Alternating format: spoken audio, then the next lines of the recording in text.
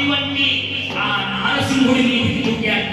వెంటనే వాడు ఏ కోరి గోళ్ల చేత వాడిని పగలుగా పగలు రాత్రి వాళ్ళ సాయం సంధ్యా సమయంలో, అందుకనే దాన్ని అసుర సంధ్య వేళ. ఆ సమయంలో వారి గుండెలను ఇలా చీల్చి వారి గుండెను తీసి వారి గుండెలో ఉన్న రక్తాన్నంత మెచ్చని రక్తాన్ని తాగి గుండెను సముద్రంలో ఆపల విసిరేశాక ఉగ్ర నారసింహుడై అక్కడ గాండ్రిస్తూ ఉన్నాడు స్వామి. ఉగ్రం వీరం మహావిష్ణు చలంతం సర్వతోముఖం నృసింహం భీషణం భద్రం మృత్యునమామ్యహం. మృత్యు రూపంలో కనిపిస్తున్నాట.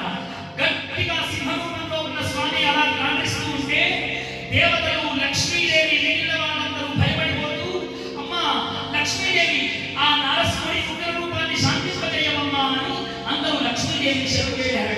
లక్ష్మీదేవి అన్నదా, యా దేవతలారా, రోజు కాళ్ళు పుచ్చుకుంటే నమ్ముతున్న శ్రీహరిని తెలుసు కానీ ఇలాంటి ముఖము నాకు తెలియదండి, నా వల్ల కాదు అన్నదట. ఇప్పుడు దేవతలందరికీ ఉగ్ర రూపంలో నారసింహుడు వస్తూ ఉంటే వాళ్ళందరూ కలిసి ప్రహ్లాదుని శరణు వేడాడు. ప్రహ్లాద, ఈ నారసింహుడు నీ కొరకై ఉద్భవించినటువంటి వాడు కాబట్టి నువ్వే శాంతింపజేయాలయ్యా అని అన్నారు. వెంటనే ప్రహ్లాదుడు నారసింహుడికి నమస్కారం చేశాడంటే అద్భుతమైనటువంటి స్థుతి చేశాడు. ఆ ప్రహ్లాదుడు నారసింహుడిని నమస్కరించాడు. మనం కూడా ఆ స్థుతి చేద్దాం. సాయంత్రం 4 గంటలకు పడే సెలవు అని మనందరికీ తెలుసు. భాగవతం కూడా 12:30 గంటలకు తెలుసు. 1:30గా వస్తుంది, అయ్యగారు ఎప్పుడు మైలు విడిచిపెడతారు అన్న ఆలోచనతో విన్నారా? ప్రహ్లాద వాక్యానం నారాయణ మంత్రం అనుగ్రహించరు. నిజంగా మొదటి రోజే అనుకున్నాం, ఇక్కడ కూర్చొని నేను కాదు చెప్పేది, అక్కడ కూర్చొని వినేది మీరు కాదు, మిమ్మల్ని వినిపించేది నన్ను చెప్పించేది ఆ నారాయణమే. కాబట్టి వాళ్ళ ప్రహ్లాద వాక్యాన్ని ఆయన నారసింహుడు ఉద్భవించాలని ఉన్నది కాబట్టి, ఆ సంకల్పం జరిగింది కాబట్టి పరమాత్మ ఆ వాగ్వైభవాన్ని అందరికీ వినిపించేటట్టుగా చేశాడని భావన చేస్తూ, కాలమును అతీతము చేయడం అంటే కాలమును దాటడం. ఎవరైనా తప్పు చేసినట్టు 12:30 అనుకున్నది 1:30 చేసాము అంటే మనం తప్పు చేసినట్టు. కాబట్టి ఆ తప్పు జరిగినందుకు నారాయణుని క్షమించమని మంటలు అడుగుతూ బాలకృష్ణ భగవానికి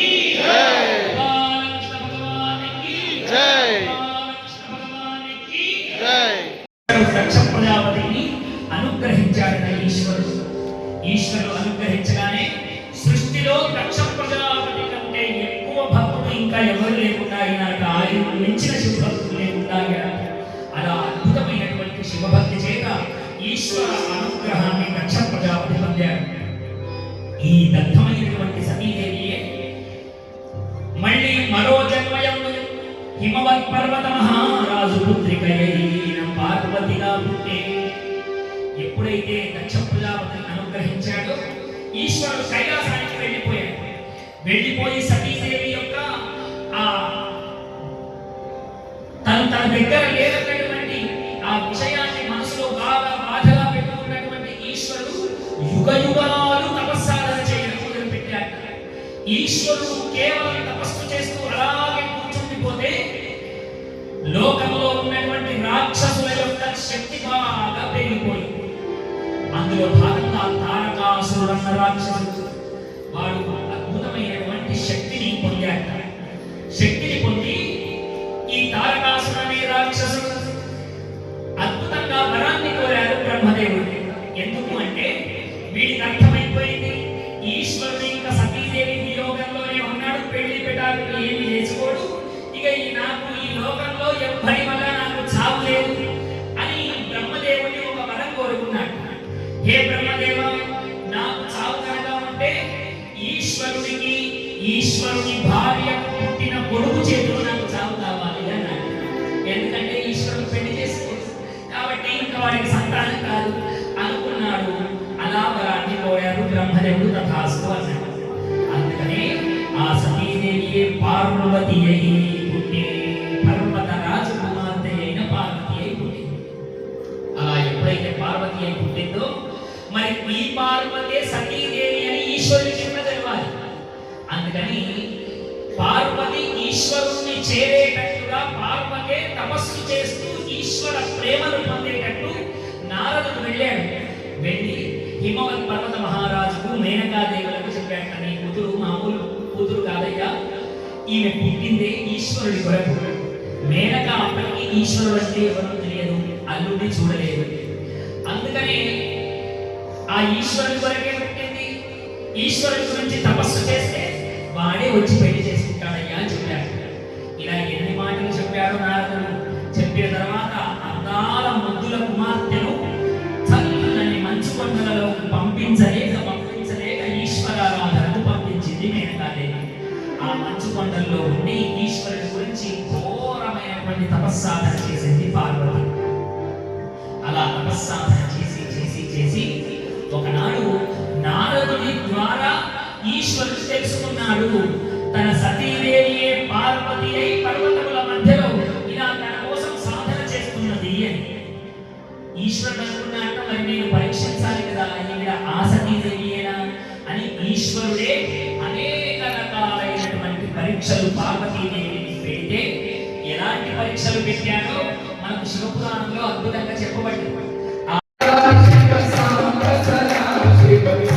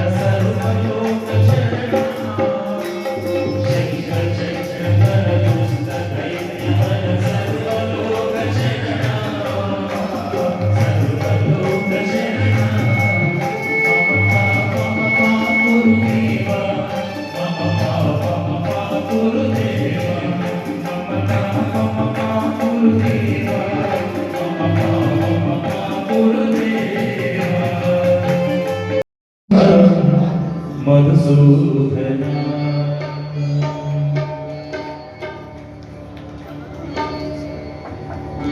మాధవ కేశవ మధుసూదన మాధవ కేశవ మధుసూదన విష్ణు శ్రీధర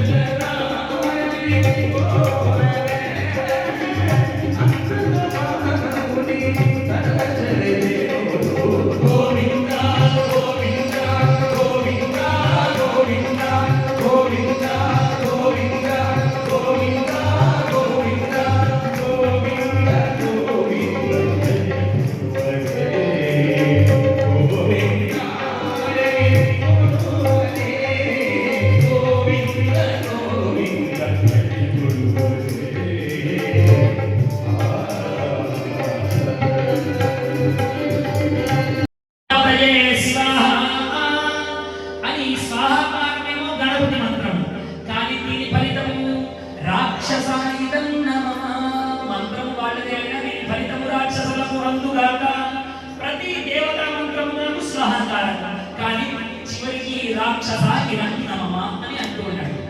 ఈ విషయాన్ని చూశాడంటే ఇంద్రుడు. చూసి అమ్మో వీడిలా మంత్రములు తప్పుగా చదువుతూ ఉంటే దేవతల యొక్క శక్తి తగ్గడం, రాక్షసుల శక్తి పెరగడం జరుగుతుంది. అందుకని వీడు పురోహితుడైనా వీడిని దండించవలసిందే, బ్రాహ్మణుడైనా దండించవలసిందే అని తన వజ్రాయుధం చేత ఆ విశ్వరూపుని యొక్క తలను నరికివేసేశాడు.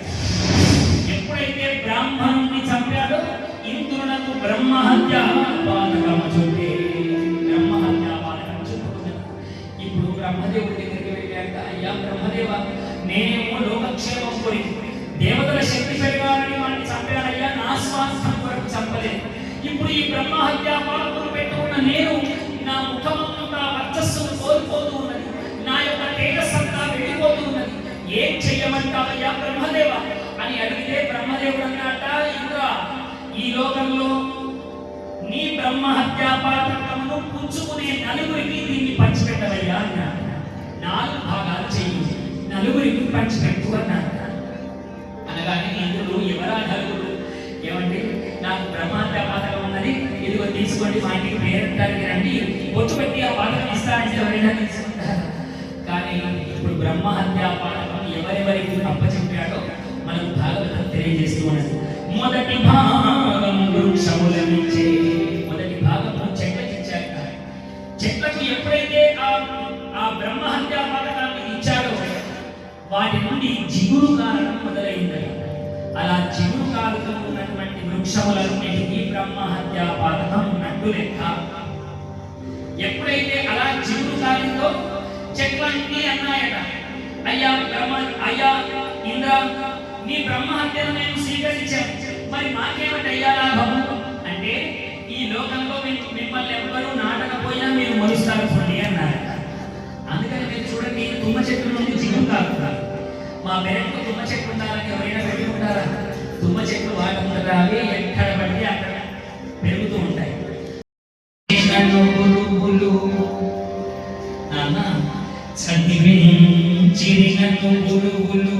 చదివి ధర్మార్థ ముఖ్య శాస్త్రములు నే చదివినవి కలవు పెక్కులు, చదువులలో మర్మమెల్ల చదివిది తండ్రి, చదువులలో మర్మమెల్ల చదివిది తండ్రి. నాకు గురువులు అనేకములైనటువంటి చదువులు చెప్పారు, కానీ ఆ చదువులన్నిటికీ మర్మమేదో అది మాత్రమే చదువుతున్నాను నాన్న చెప్పాడు. చూడండి, ఇవాళ విద్యా వ్యవస్థ ఎలా ఉన్నది అంటే, ఈ కాన్వెంట్ చదువులని మనం పిల్లల్ని అనేకములైనటువంటి దుర్మార్గపు చదువులను చదివిస్తూ ఉన్నాం. ఇతపూర్వం పిల్లలకు చదివించేటువంటి విద్య ఒక రకంగా ఉంటే, ఇలా వాకిట్లో నిలబడి పిల్లలు ఇలా చేతులు చాచి వాన వాన వల్లప్ప చల్లు చెల్లప్ప గుండ్రగా ఇలా చేతులు పెట్టుకుని అన్నదమ్ములు అక్క చెల్లెలందరూ వర్షాకాలం రాగానే ఇప్పుడు మనకి ఎలా ఉక్కపోస్తుందో ఇక్కడ, ఈ ఉక్కపోత నుంచి పోవడం వరకు అద్భుతంగా ఇలా చేయబట్టుకొని వాన వాన వల్లప్ప చల్లు చెల్లప్ప అని ఇలా చదువుతున్న పాఠాలు మనం. కానీ ఇప్పుడంతా రైన్ రైన్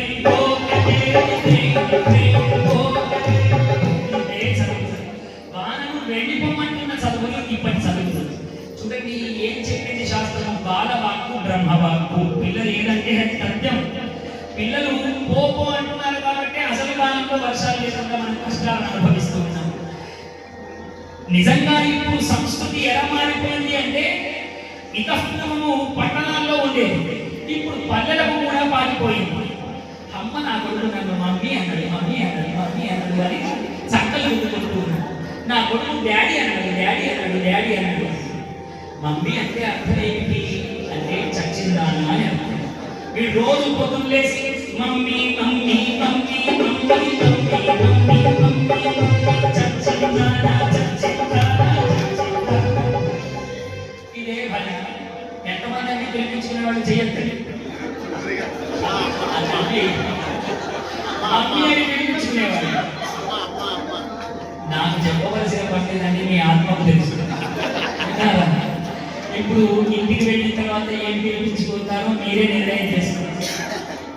వీళ్ళంతా నవ్వుతున్నారు కానీ daddy daddy daddy daddy daddy daddy సచ్చినోడా సచ్చినోడా సచ్చినోడా మీరెంతంటే చెయ్యించి శేఖర్ గారు ఆయన 2 జగలు చేశారు పూర్తి హ్యాండ్స్ అంటే మమ్మీ డాడీ 2 మా ఇంట్లో ఉన్నారండి అని చెప్తున్నారు. చూడండి ఈ పదములు ఎప్పుడైతే అన్నాడో రోజు పొద్దున్న లేస్తేనే బాలవాక్కు బ్రహ్మవాక్కు కాదు. వాడు పొద్దున్న లేస్తేనే చచ్చిందనా చచ్చినోడా చచ్చిందనా చచ్చినోడా అంటే అమ్మా నాన్నల మీద ప్రేమ ఎక్కడ ఉంటుంది చెప్పండి.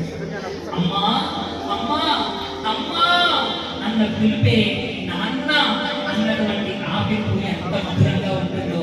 కాబట్టి ఆ పాశ్చాత్యమైనటువంటి పిలుపులను పక్కన పెట్టి అమ్మా నాన్న సంస్కృతిలో మనం పిలుపుకోవాలి. ఇదే ప్రహ్లాదు చెప్తున్నారండి, చదువులలో మర్మమెల్ల చదివి తండ్రి. అలాంటి ఇలాంటి చదువులు చదువుకోలేదు, మర్మముతో కూడినటువంటి చదువులు చదువుతున్నాడు. ఇంకా క్షేత్రుడా నాన్న కమలాక్షువర్చించు కరములు కరములు శ్రీనాథువర్ణించు జివ్వ జివ్వ సురరక్షకుని చూచు చూపులు చూపులు శేషశాయిని మొక్కు శిరము శిరము విష్ణునకర్షించు వీనులు వీనులు మధుపైరి గమనిన మనము మనము భగవంతు భగవను పదములు పదములు పురుషోత్తముని నీతి బుద్ధి బుద్ధి దేవదేవుని చింతించు దినము దినము చక్రి హస్తుని ప్రకటించు చదువు చదువు కుంభినీదముడి చేరువని చెప్పేది గురుడు గురుడు తండ్రి హరి చేరమని చెప్పేది తండ్రి తండ్రి. ఆఖరి మాట నారాయణ మంత్రం శ్రీమన్నారాయణ భజనం నారాయణ మంత్రం శ్రీమన్నారాయణ భజనం భగవంతాలు మారకోరే మనమును సంగే సాధనం నారాయణ మంత్రం శ్రీమన్నారాయణ భజనం నారాయణ మంత్రం శ్రీమన్నారాయణ భజనం.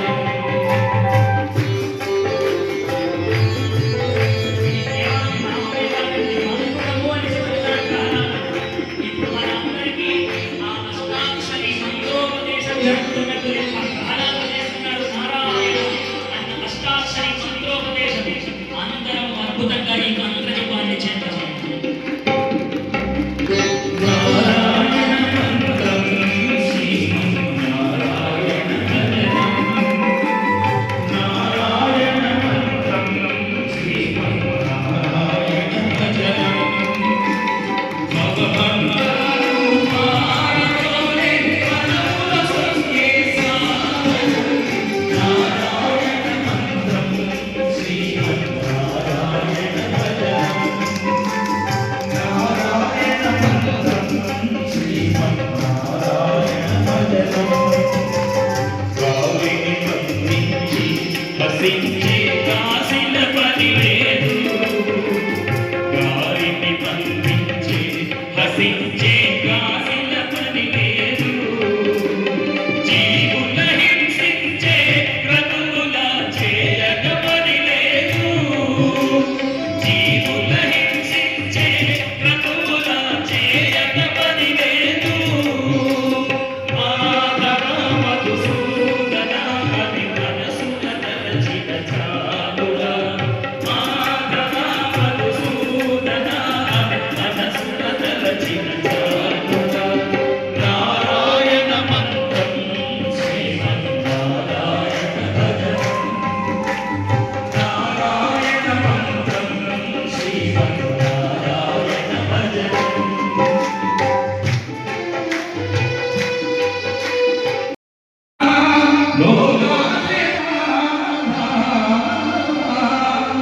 మధ్యాహ్న కారుణ్యమై సోమముందుంచి వేషాన్ని రక్షించి దేవాసురుని క్షీరవారుని రక్షగాతో పూర్వావతారుడవై మందరం గట్టి శ్రీ మోహిని వేషమురుని పీయుచతరపు గావించి ఈనాడు నీ తత్వము నమ్మగానే అజ్ఞానికి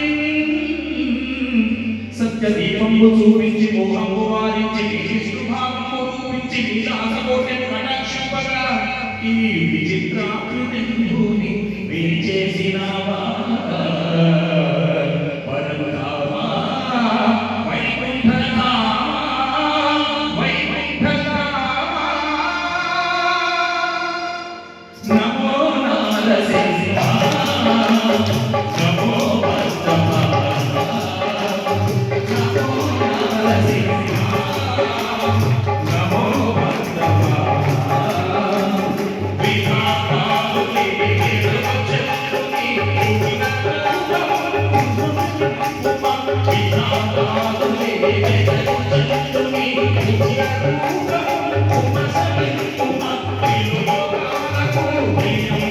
Thank you.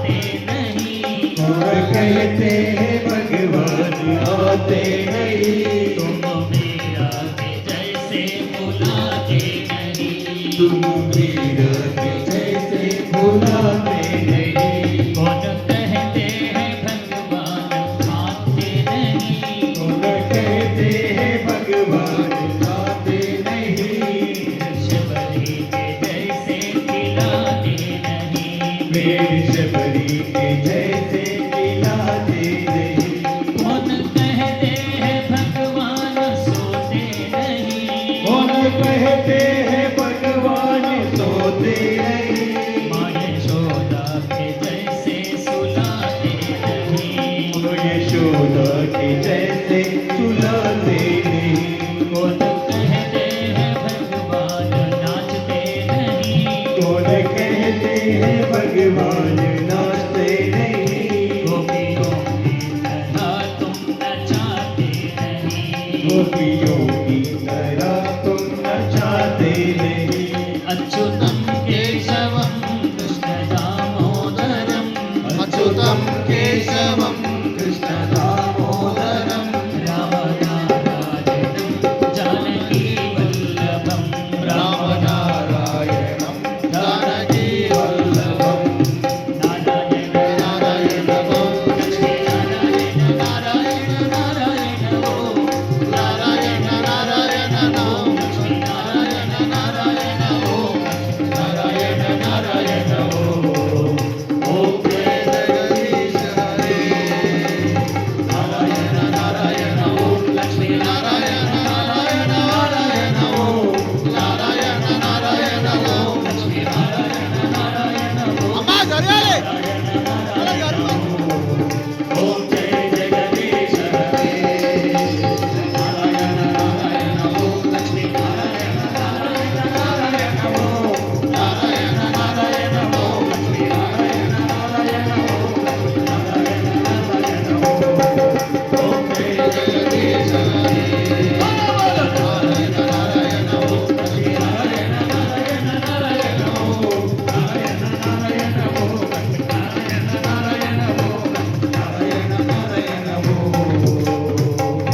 ओम जय जगदीश हरे कर्पूरगौरं करुणावतारं संसारसारं भुजगेन्द्रहारं सदा वसन्तं हृदयारविन्दे भवं भवामि सहितं नमामि, भवं भवामि सहितं नमामि। सद्गुरु गोपाल कृष्ण स्वामिने नमः। आनंद कर्पूर महामंगल नीराजन दीपं दर्शयामि, आचमनीयं समर्पयामि, रक्षां धारयामि, नमस्करोमि। बोल गोपाल कृष्ण भगवान की जय।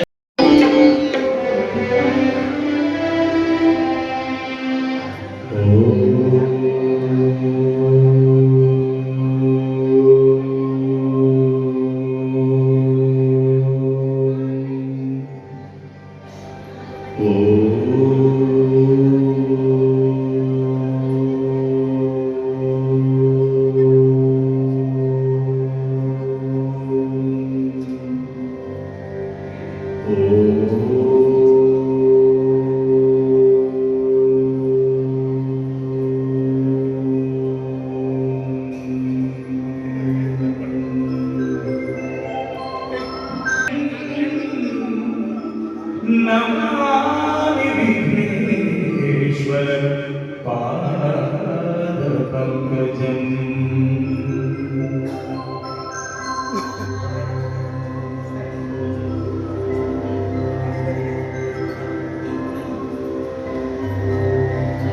हरि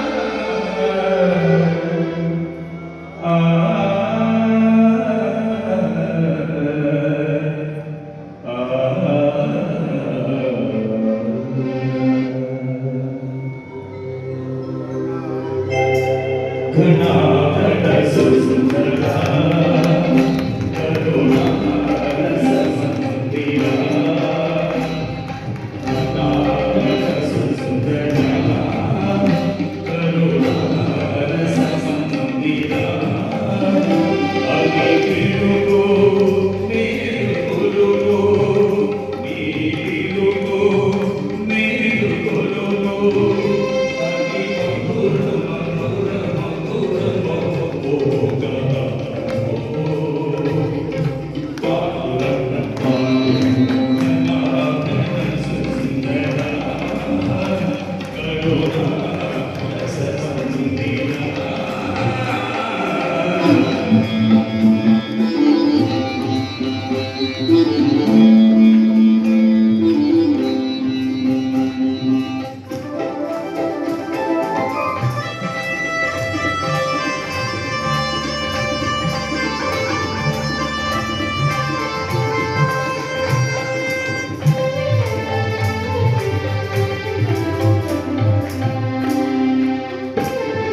ప్రభాత మంగళ పూజా వేళ దీపద సన్నిధి నిలబడే దీపద దీపిక కలగే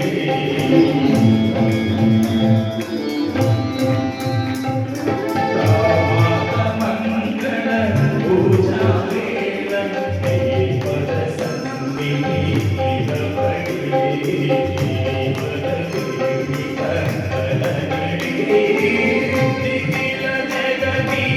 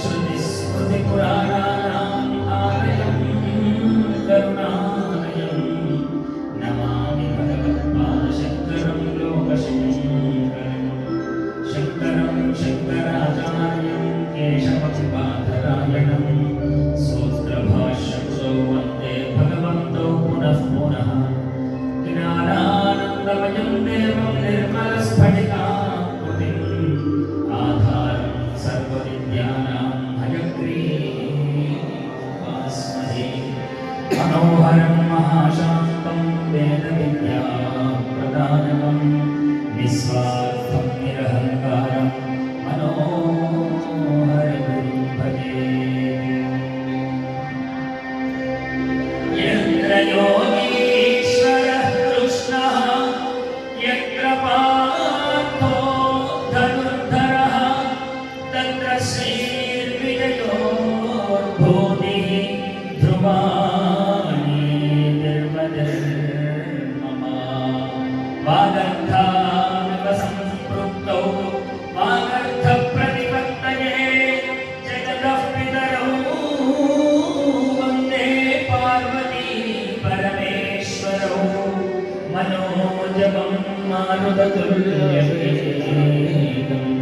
जितेन्द्रियं बुद्धिमतां वरिष्ठं वातात्मजं वानरयूथमुख्यं श्रीरामदूतं शरणं प्रपद्ये श्रीराम राम रामेति रमे रमे मनोरमे सहस्रनाम तत्तुल्यं रामनामवरानने वसुदेवसुतं देवं कंसचाणूरमर्दनं देवकी परमानन्दं कृष्णं वन्दे जगद्गुरुं व्यासाय विष्णुरूपाय व्यासरूपाय विष्णवे नमो वै ब्रह्मनिधये वासिष्ठाय नमो नमः अस्मद्गुरुभ्यो नमः श्रीगुरुभ्यो नमः हरिः ओम् కృష్ణపాదపద్మములకు శిరస్సు వంచి నమస్కరిస్తూ ఇవాళ మనమంతా 4వ రోజు శ్రీమద్ భాగవత సప్తాహంలో ప్రవేశించాం. చతుర్విధ పురుషార్థములు అంటారు. ధర్మ అర్థ కామ మోక్షములు వీటిని చతుర్విధ పురుషార్థాలు అంటారు. 4వ రోజు ఎప్పుడైతే భాగవతంలో మనం ప్రవేశించామో చతుర్విధ పురుషార్థములు పొందడం కొరకు మనం అర్హతను సంపాదించాం. పరమాత్మ అనుగ్రహం చేత అలాంటి చతుర్విధ పురుషార్థములు మనం పొంది నారాయణుని యొక్క అనుగ్రహం పొంది మనం శ్రీమద్ భాగవత కథామృతం యొక్క సర్వోత్కృష్టమైన ఫలితాన్ని పొందాలని 1-2 నిమిషములు హరినామ సంకీర్తన చేసి మనం భాగవతంలో ప్రవేశిద్దాం. బోల్ భగవాన్ కృష్ణ భగవాన్ की నారాయణ శ్రీమన్నారాయణ నారాయణ శ్రీమన్నారాయణ నారాయణ భగవన్ నారాయణ నారాయణ భగవన్ నారాయణ నారాయణ శ్రీమన్నారాయణ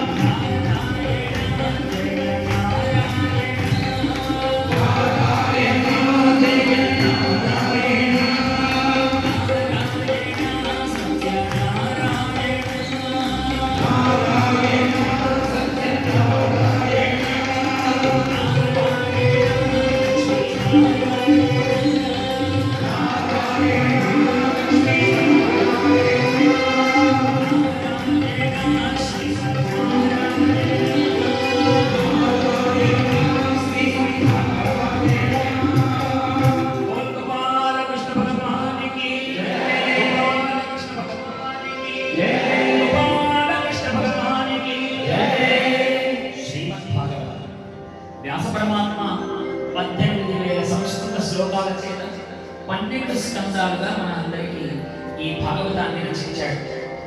ఆయన మన అందరికీ అందించడం కొరకు తన కుమారుడైనటువంటి శుభయోగేంద్రుడికి భాగవతాన్ని ఇచ్చాడు. శుకుడు 7 రోజులలో ప్రాణం పోతున్నదని తెలిసినటువంటి పరీక్షిత్ మహారాజుకు తెలియజేశాడు. అక్కడ అనేక మంది వింటే అందులో సూతుడు కూడా ఒకడు విన్నాడు. విని ఈ నైమిషాల క్షేత్రంలో శౌనకాది మహాత్ములందరూ దీర్ఘ సత్రయాగం చేస్తూ ఉంటే ఆయన రాకను గమనించినటువంటి ఋషులంతా మహానుభావ ఒక పురాణం తెలియజేయవలసింది, హరినామ సంకీర్తనతో కూడినటువంటి పురాణం మాకు తెలియజేయవలసింది అని అడిగితే శ్రీమద్ భాగవతాన్ని వాళ్ళందరికీ వినిపించాడు సూర్యబ్రహ్మ.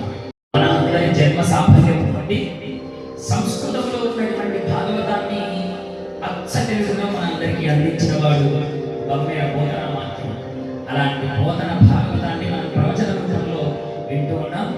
18,000 శ్లోకములు నిరాటంకంగా ఇక్కడ పారాయణం ఈ 7 రోజులు పరిపూర్ణమవుతుంది. జయ గోపాల కృష్ణ భగవానికి బోధన యొక్క సంకల్పం మన సంకల్పమై మనం భాగవతం వింటే తప్పనిసరిగా మనమంతా శ్రీకైవల్యాన్ని చేరుతాం. ఆ సంకల్పాన్ని ఒకసారి గుర్తు చేసుకొని భాగవతంలో ప్రవేశిద్దాం. శ్రీ కైవల్య పదము చేరుటకునై చింతించెదన్, శ్రీ కైవల్య పదము చేరుటకునై చింతించెదన్,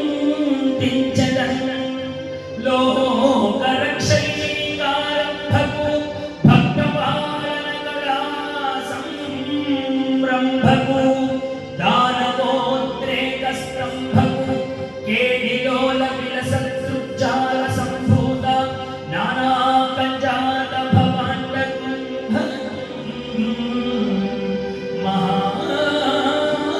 మహానందాంగనా డింబకు బోల్ గోపాల కృష్ణ భగవానికి. మహానందుడైనటువంటి నందుని డింబకుడైన కృష్ణ పరమాత్మ చరణములకు నమస్కరిస్తూ కేవలం నా సంకల్పం శ్రీ కైవల్యము మాత్రమే అని బోధన ఏ విధంగా సంకల్పం చేశాడు. మన అందరి సంకల్పము ఇక్కడ నైమిషారణ్యంలో వినగానే స్వామి ఇంకా నేను ఇక్కడ నుండి శ్రీ కైవల్యం రావడానికి నేను సిద్ధంగా ఉన్నానయ్యా అన్న సంకల్పం అయితే తప్పనిసరిగా నారాయణుని అనుగ్రహం లభిస్తుంది. బోల్ గోపాల కృష్ణ భగవానికి. నిన్నటి రోజున మనం భాగవతాన్ని పరిపూర్ణం చేస్తూ కపిల బ్రహ్మ తన తల్లి దేవహుడికి ఏ విధమైనటువంటి సాంఖ్యయోగాన్ని తెలియజేశాడో మనం విన్నాం. సాంఖ్యం అంటే మామూలు సాంఖ్యం కాదు, మానవ జన్మ రహస్యాన్ని తన తల్లికి ఏ విధంగా మనిషి అమ్మ కడుపులో నుండి పుడుతున్నాడో ఆ 7వ 8వ మాసంలో ఏ విధంగా పూర్వజన్మకు స్మృతిని పొంది నారాయణ ఇంకా నేను పుట్టగానే నీ స్మరణే చేస్తానని అమ్మ కడుపులోనే తను సంకల్పం చేశాడు. కానీ కలి ప్రభావము చేత మళ్ళీ ఈ ఐహికములైనటువంటి సంసార మాయలో చిక్కి జన్మంతా వృధా చేసుకుంటున్నాడమ్మా అన్నటువంటి మాటలు అద్భుతంగా కపిల బ్రహ్మ సాంఖ్యయోగ రూపంలో తల్లికి తెలియజేశాడు. ఏమయ్యా చూపులు మరచలేమయ్యా, కనులు కనల్చలేమయ్యా, చూపులు మరచలేమయ్యా, ఏమి కనికట్టు చేశావు గోవిందా, మా కింద కనువిందు కలిగించావు ముకుందా, ఏమి కనికట్టు చేశావు గోవిందా, మా కింద కనువిందు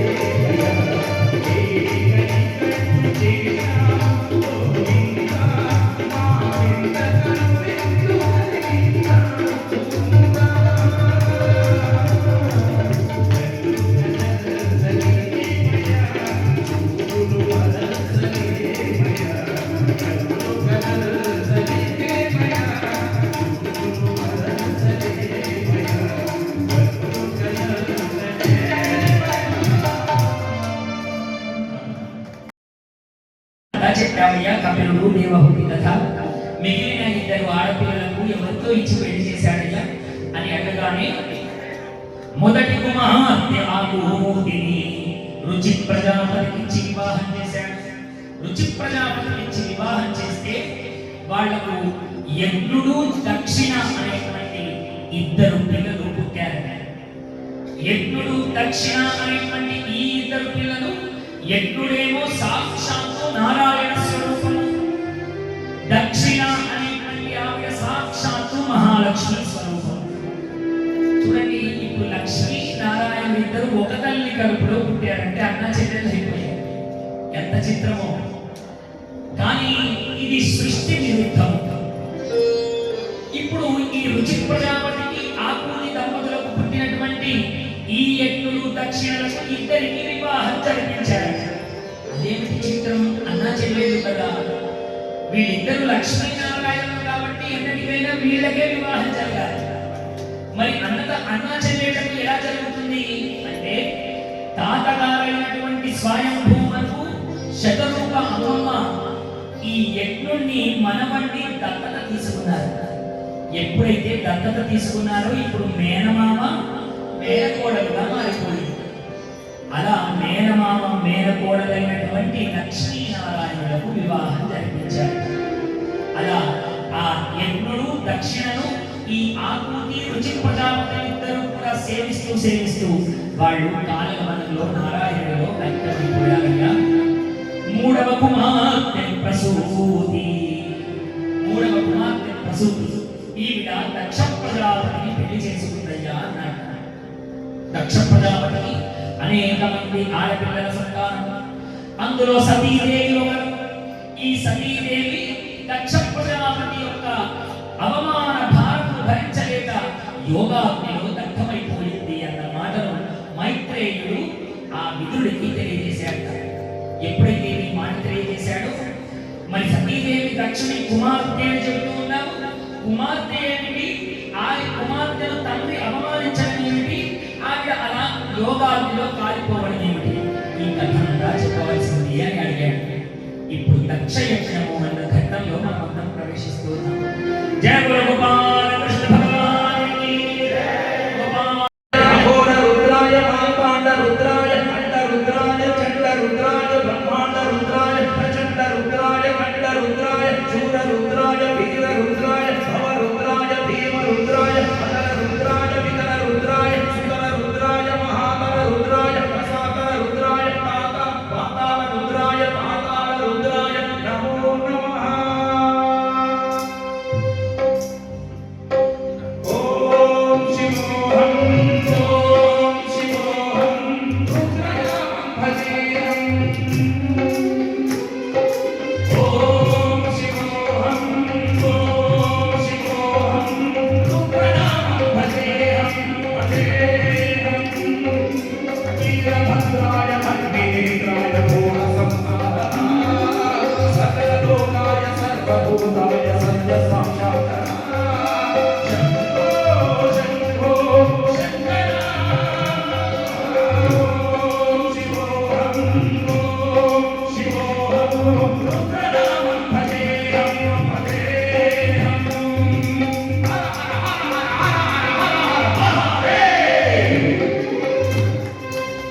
ఓం నమః సోమాయ చ రుద్రాయ చ నమస్కారాయ చ అరుణాయ చ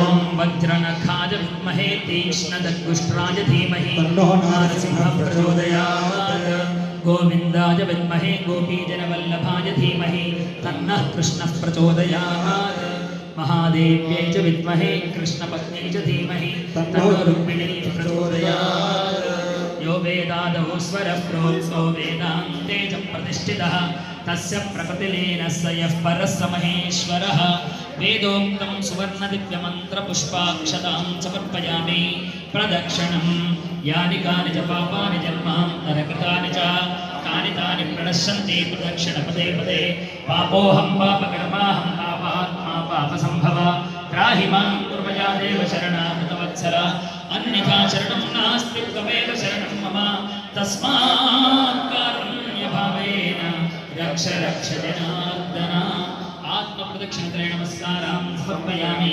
मन्त्रहीनं क्रियाहीनं भक्तिहीनं जनार्दन यत्पूजितं मया देव परिपूर्णं तदस्तु मे अनेन चतुर्थदिवस भागवत प्रवचन पारायणेन अर्चनेन अभिषेचनेन स्वरार्चनेन भगवान् सर्वात्मकः सर्वं श्री गोपालकृष्णार्पणमस्तु स्वस्ति प्रजाभ्यः परिपालयन्तां न्यायेन मार्गेण महीन्महीषाः गोब्राह्मणेभ्यः शुभमस्तु नित्यं लोकाः समस्ताः सुखिनो भवन्तु काले वर्षतु पर्जन्यः पृथिवी सस्यशालिनी देशोऽयं क्षोभरहितो ब्राह्मणाः सन्तु निर्भयाः अपुत्राः पुत्रिणः सन्तु पौत्रिणः अधनाः सदना सन्तु जीवन्तु शरदां शतं मङ्गलं कौशलेन्द्राय महनीय गुणात्मने चक्रवर्ति तनूजाय सार्वभौमाय मङ्गलं धर्मस्य विजयोस्तु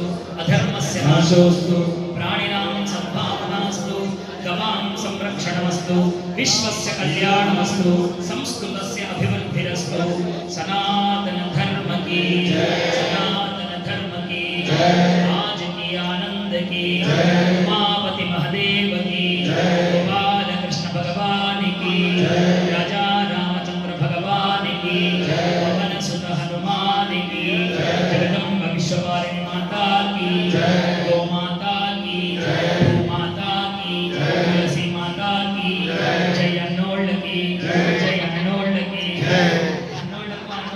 जय ग्रुपला सरेना स्लोगती అవు రాజన్న నువ్వు వాళ్ళు ఎదుకున్నాయి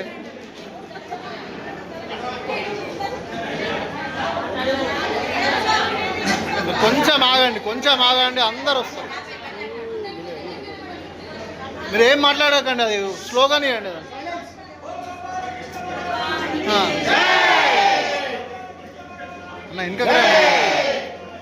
అన్న వెనకకు రండి మీరు అందరు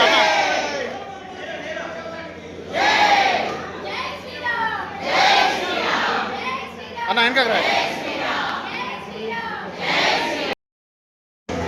స్లోగన్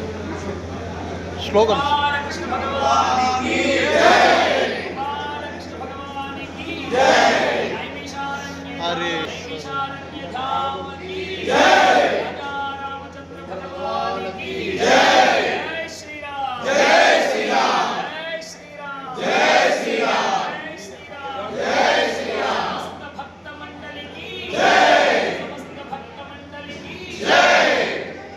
వాసుదేవసుతం దేవం కంసచానూరమర్దనం దేవకీ పరమానందం కృష్ణం వందే జగద్గురు. హరే కృష్ణ.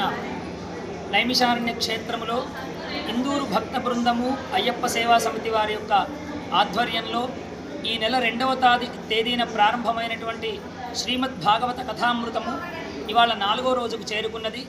మొదటి రోజు నుండి దాదాపుగా 250 మంది భక్తులు భక్తి శ్రద్ధల చేత ఇక్కడ తీర్థక్షేత్రములన్నీ దర్శిస్తూ ప్రతిరోజు భాగవత సప్తాహాన్ని శ్రద్ధాభక్తుల చేత వింటున్నారు.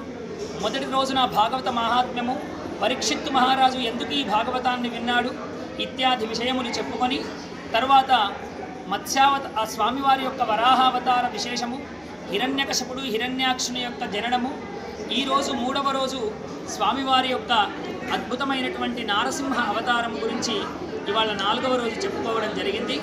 అద్భుతంగా ఇంకా అనేక ఘట్టములు భాగవత సప్తాహంలో ఆవిష్కృతం కాబోతూ ఉన్నాయి. కపిలోపాఖ్యానము విన్నటువంటి భక్తులందరూ సాంఖ్యయోగము చేత తెలుసుకొని ఎంతో ఆనందాన్ని పొందారు, ఆత్మానందమును పొందుతూ ఉన్నారు. భగవంతుడి భక్తిలో వీళ్ళందరూ కూడా భక్తోన్మాదులై నాట్యములు ఆడుతూ భజనలు చేస్తూ నైమిషారణ్య క్షేత్రంలో వీళ్ళంతా ఆధ్యాత్మిక చింతనతో గడుపుతూ ఉన్నారు. ఇలాంటి భక్తి సామ్రాజ్యములో ఇంకొక 5 రోజులు ఇక్కడే ఉండి పరిపూర్ణంగా భాగవతాన్ని విని ఆనందం పొందుతారని కృష్ణ భగవానుని ప్రార్థిస్తూ హరే కృష్ణ హరే కృష్ణ. కృష్ణ భగవానికి జై.